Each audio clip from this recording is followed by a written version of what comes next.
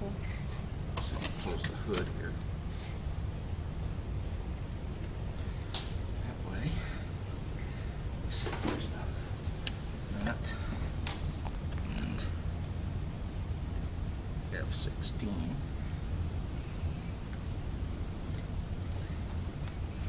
Dark slide.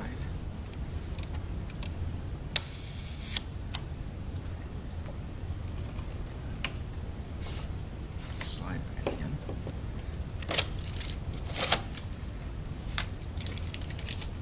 There's the Polaroid. So yes, I do have a Polaroid back.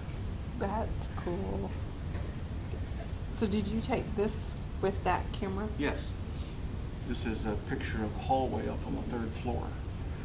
I needed a test target that had reasonably good texture to look at so that I could judge exposure. Probably made things harder because this is FK PL25 film that,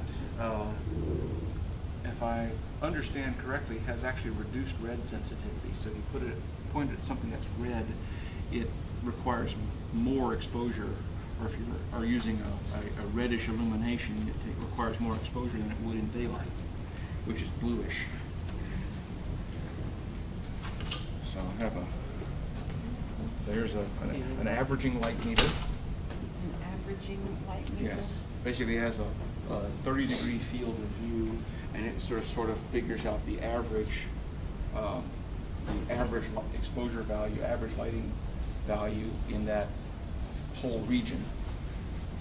And it tries to, the general description is it tries to make it what they call medium gray, or 18% gray. So there's actually a standard device that you can use called a gray card that is an 18% gray image, and you can use that for judging exposure directly. You have this is a spot meter.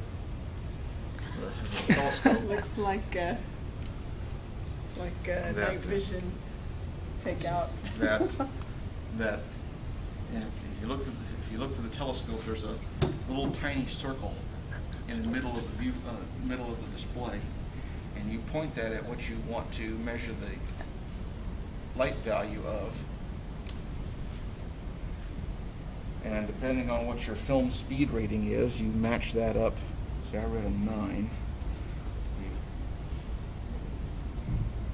And what would that say? If it was, my thing was rather optimistic signal for a 1 second exposure.